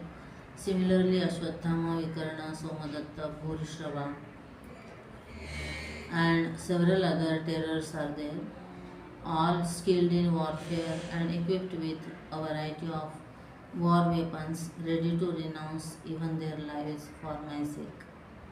अपर्याप्तं तदस्माकं बलं भीष्माभिरक्षितं पर्याप्तं तदमेतेषां बलं भीमाभिरक्षितं. This our army guided and led by Bhishma is unconquerable, but the army of theirs headed by Bhima is conquerable. The word used is aparyapta, which normally means inadequate. In that sense of the word, Duryodhana's first comment might tend to produce a demoralizing effect on its own generals. To think high and not low of one's own stock is a natural tendency in man. अयनेषु च सर्वेषु यथाभागमवस्थिताः भीष्मं भीमाभिरक्षन्तु भवन्तः सर्वे एव. Hence may you all protect Bhishma, remaining in your respective position on all fronts. तस्य संजनेन हर्षं कुरुवृद्धः पितामहः सिंहनादं विनद्य शङ्खं दद्मौ प्रतापवान्. The grandsire Bhishma, the oldest among the Kauravas, then cheering him up, that is Duryodhana, with a loud roar resembling that of a lion's, blew his conch. तदशङ्खास्य वीर्यश्च प्रणवानक गोमुखः सहसैवाभ्यहन्यन्तः सशब्दस्तु मूलभवत्. There were sounded the conches, kettle drums, tabours, drums and trumpets all at once, and their combined sound was tumultuous. ततश्वेतैर्हयर्युक्ते महति स्यन्दने स्थितौ माधवः पाण्डवश्चैव दिव्यौ शङ्खौ प्रदध्मतुः. Then seated in a grand chariot yoked to white horses, Madhava and Pandava Arjuna blew their celestial conches. Panchajannam Hrishikesho Devadatam Dhananjaya Pandram Dadmo Mahashankam Bhimakarma Rupadara. Hrishikesha blew his conch called Panchajanya, Dhananjaya, that is Arjun Devadatta, and Bhima, the man of mighty deeds, the big conch Pandra. The word Vrukodara, which qualifies Bhima, is indicative of something significant. Vruka means wolf and Udara means abdomen. Of all the animals, wolf has tremendous digestive power, Jatharagni. Such an all-consuming Jatharagni like that of wolves is shared by Bhima, hence Vrukodara. अनंत विजय राजा कुंती पुत्र Yudhishthir Nakul सहदेवश्च सुघोषमणि पुष्पकौ. Raja Yudhishthir, son of Kunti, blew Ananta Vijaya, and Nakula and Sahadeva Sughosha and Manipushpaka respectively. काश्यश्च परमेश्वास Shikhandi च महारथः धृष्टद्युम्न विराटश्च सात्यकिश्च पराजितः. द्रुपदो द्रौपदेयाश्च सर्वश पृथ्वीपते सौभद्रश्च महाबाहो शङ्कान्धनो पृथक् पृथक्. The great Archer, Kashi Raja, Maharathi Shikhandi, Drushtadhyumna, Virat, the invincible Satyaki, Drupada, Draupadeyas, son of Draupadi, and the mighty armed Saubhadra Abhimanyu, O Lord of the earth, blew their respective conches. Saghoshodhata Rashtrana Hridayani Vedarayat, Navasya Prithivim Chaiva Tumulavena Nadayana. That tumultuous sound echoing through heavens and earth rent the hearts of the Dhritarashtra's Kauravas. अथ व्यवस्थितान् दृष्ट्वा धार्तराष्ट्रान् कपिध्वजः प्रवृत्ते शस्त्रसम्पाते धनुरुद्यम्य पाण्डवः. ऋषिकेशं तदा वाक्यमिदमहो महीपते. अर्जुन उवाच सेनयोरुभयोर्मध्ये रथं स्थापयाम्यच्युत यावदेतान् निरीक्ष्येऽहं योद्धुकामान् अवस्थितान्.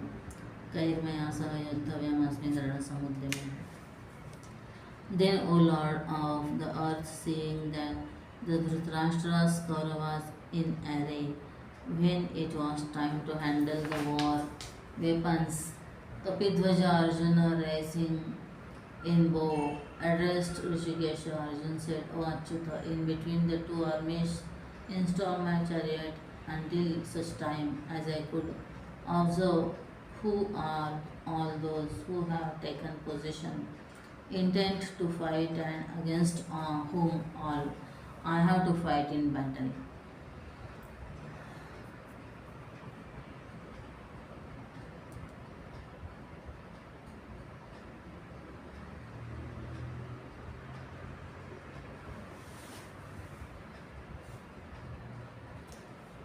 Kapidhwaja.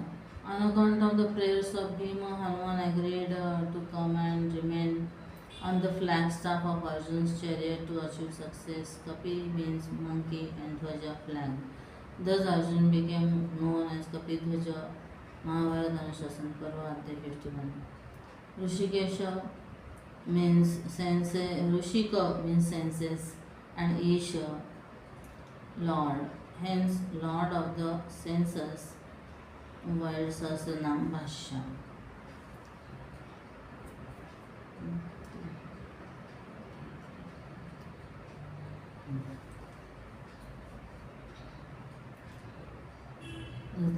Dhritarashtra Duryodhan Sanjay उवाच एवमुक्तो ऋषिकेशो गुडाकेशेन भारत सेनयोरुभयोर्मध्ये स्थापयित्वा रथोत्तमम् भीष्मद्रोणप्रमुखतः सर्वेषां च महेशिकाम् उवाच पार्थ पश्येतां समवेतां कुर्वन्ति. Sanjay said, O Bharat, Dhritarashtra, thus addressed by Gudakesha, Arjun, Rishikesha installed the grand chariot in between the two armies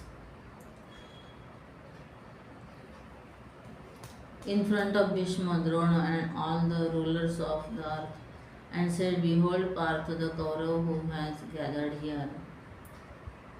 Gudaka, sleep, Isha, conqueror, hence Gudakesha means conqueror of sleep. Son of Prutha Kunti, this is another popular name of Arjun.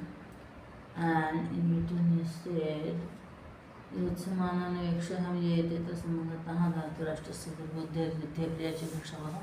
Let me see those who have arrived here to fight and thus render service to the evil-minded Dhartarashtra Duryodhana. Okay, further to I have read. Next. तत्र पश्य स्थितान् पार्थ पितॄन् पितामहान् आचार्यान् मातुलान् भ्रातॄन् पुत्रान् पौत्रान् सखींस्तथा श्वशुरान् सुहृदश्चैव सेनयोरुभयोरपि तान् there Partha then saw assembled in both the armies fathers, grandfathers, acharyas, teachers, uncles, brothers, sons, grandsons, comrades, fathers-in-law and friends. The plural used here indicates only personages who stand equal to Arjuna's own father, grandfather, etc. Son of Kunti, hence Kaunteya. तान् समीक्ष्य कौन्तेय सर्वान् बन्धून् अवस्थितान् कृपया पर्याविष्टो विषीदनिदमब्रवीत्. Seeing all these kinsmen standing there, Kaunteya, overcome by utmost compassion, spoke though thus aggrieved. Arjun said, Dushkvemam swajanam Krishna yuyutsum samupasthitam siddhanti mama gatrani mukham cha parishushati Vepatushya sharire me romoharshashcha jayate. Seeing these kinsmen assembled here, O Krishna, desirous of fighting, my limbs droop and my mouth is parched. My frame shakes, causing the very hair stand on its end. Gandivam sransate hastat tokcheva pridayate na cha shaknam evastatam brahmati gachami manah. Gandiva bow slips from my hand and the skin all over the body is burning. I am unable to stand and my mind is reeling as it were. Nimittani cha pashyami viparitani keshavana cha shreyanu pashyami hatva sajanam mahave. O Keshav, I find omens which are inauspicious but find not any good in killing my kinsmen in battle. Na kangshe vijayam Krishna na cha rajyam sukhani cha kinno rajyana govinda kim bhogar jivitena va. O Krishna, I don't covet victory nor kingdom nor royal pomp and pleasure. Of what avail to us now are, O Govinda, the kingdom, luxuries or even life. येषामर्थे काङ्क्षितं नो राज्यं भोगः सुखानि च तैमेव स्थिता युद्धे प्राणान् त्यक्त्वा धनानि च। आचार्याः पितरपुत्रास्तथैव च पितामहाः मातुला श्वशुराः पौत्राः शालाः सम्बन्धिनस्तथा। For whose sake we covet the kingdom, luxuries and pleasure. They, acharyas, teachers, fathers, sons, grandfathers, uncles, fathers-in-law, grandsons, brothers-in-law, relations and all now stand arrayed in battle, renouncing even their lives and possessions as well. The term acharya does not mean teacher. Preceptor would be little more appropriate. एतान्न हन्तुमिच्छामि घ्नतोऽपि Madhusudan अपि त्रैलोक्य राज्यस्य हेतोऽकिन्महि कृते. Similarly, the term father used here and elsewhere means men whom we revere as our own fathers. Again, the term sons arising here and elsewhere should be meant as when both armies were arrayed. One could find several fathers and sons actively participated on both sides. O Madhusudan, even at the cost of death, I don't wish to kill them. No, not even for the overlordship of the three worlds, much less to speak of the earth. निहत्य धृतराष्ट्रान्न कावृते Janardan पापमेवाश्रयेदस्मान् अत्रैतान् तथाय नमः. O Janardan, what a delight shall we have by killing the Dhritarashtra's. Sin alone will befall us by killing these felons, Atatayins. The word Atatayi is most significant here according to Shastra. Those who set fire to houses, adulterate foodstuffs, carry deadly weapons, steal the wealth of others, encroach upon the land of others, and elope with the wife of others. All these six come under the term Atatayi. Again, it is also said, kill the advancing Atatayi at the spot without giving a second thought. This will give us a keener insight into our cultural tradition, which does not afford shelter for criminals in society. Here is evidence to show that in the land where ahimsa was preached from time immemorial, the seers were practical as well. Otherwise, it would mean that this country for the past about 5,000 years has produced only cowards. तस्मान्नार्हा वयं हन्तुं धृतराष्ट्रान् स्वबान्धवान् स्वजनेन कथं हत्वा सुखिनः स्याम माधवम्. Therefore, it does not befit us to slay Dhritarashtra, our kinsman.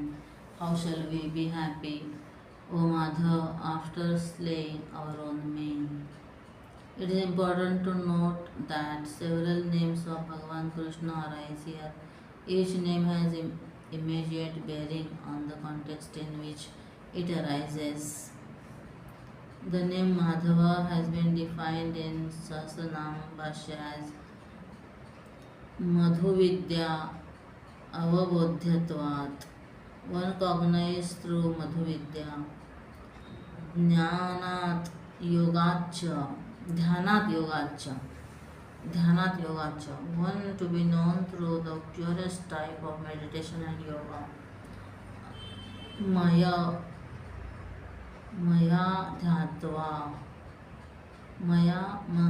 Mayadhava, by being the husband of Lakshmi. Mayadhava.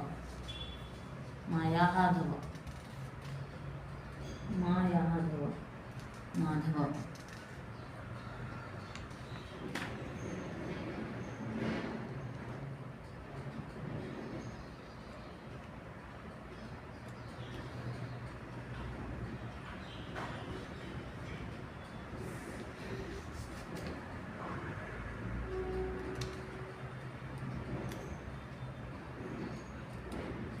यद्यपेतेन पश्यन्ति लोभोपहत चेतसः कुलक्षयकृतं दोषं मित्रद्रोहे च पातकम्. कथं न ज्ञेयमस्माभिः पापादस्मान् निवर्तितुं कुलक्षयकृतं दोषं प्रपश्यद्भिर्जनार्दनम्.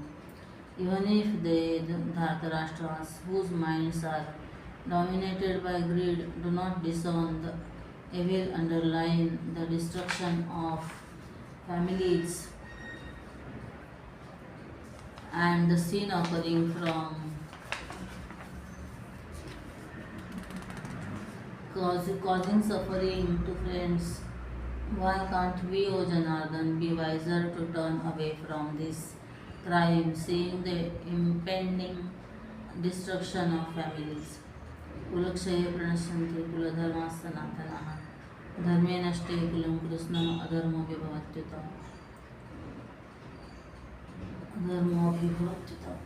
The ruin of family will bring about the utter destruction of the abiding virtues which is represented through generations. When virtues subside, vices pervade the entire family. अधर्माभिभवात् Krishna प्रदुष्यन्ति कुलस्त्रियः स्त्रीषु दुष्टासु वार्ष्णेय जायते वर्णसंकरः. And when vices prevail, O Krishna, the women of the family become corrupt, and from the corruption of women, O Varshnaya, results the intermingling of castes. Sankaro narakaya eva kulagnaanam kulasya cha patanti pitaro yesham luptapindodakakriyaha. The intermixture of caste leads to destroyers of family, and the family too to hell. Their manes fall for want of lump of rice, pinda, and water udakam. Dosherete kulagnaanam varnasankarakalikaihi utsadente jade dharma kuladharmasya shashvatanam. On account of these evils wrought by the destroyers of families, which cause the intermingling of castes, the age-long caste principles and the family virtues are subverted. उत्सन्न कुलधर्माणां मनुष्याणां जनार्दन नरके नियतं वासो भवति तनुशुश्रुमा. These men whose family virtues are subverted, O Janardhan, dwell in hell for periods indefinite. So have we heard. अहोबत महत् पापं कर्तुं व्यवसिता वयं यद्राज्यसुखलोभेन हन्तुं स्वजनमुद्यताः. Alas, to incur great sin we have resolved, and by the very greedy thought of kingdom and royal pomp, we are up in arms to kill our kinsmen. यदि माम प्रतिकारम शस्त्रं शस्त्रपाणयः धार्तराष्ट्रारणे हन्युस्तन्मे क्षेमतरं भवेत्. If I, unarmed and unresisting, am slain in battle by Dhartarashtras with arms in hand, and that would be better. एवमुक्त्वा अर्जुनः सङ्ख्ये रथोपस्थो उपाविशत् विसृज्य सशरं चापं सञ्जय उवाच. एवमुक्त्वा अर्जुनः सङ्ख्ये रथोपस्थो उपाविशत् विसृज्य सशरं चापं शोकसंविघ्नमानसः. Sanjay said, speaking thus on the battleground, Arjun, grief-stricken and heavily disturbed in mind, sat at the backside of the chariot, dropping down his bow and arrow. इति श्री महाभारते शतसहस्रां संहितायां वैयासिक्यां भीष्मपर्वणि श्रीमद्भगवद्गीतासु उपनिषत्सु ब्रह्मविद्यायां योगशास्त्रे श्रीकृष्णार्जुन संवादे अर्जुनविषादयोगो नाम प्रथमोऽध्यायः. Thus ends the first chapter entitled The Yoga of Dejection of Arjuna of the dialogue between Shri Krishna and Arjuna in the Upanishad sung by the Lord and known as Brahma Vidya Yoga Shastra, arising in the Bhishma Parva of Shri Mahabharata, the Samhita of 1,00,000 verses composed by Vyasacharya. Hari Om. Shri ओम श्री चिन्मय सद्गुरुवे नमः. ओम श्री सद्गुरुनाथ महाराज की जय.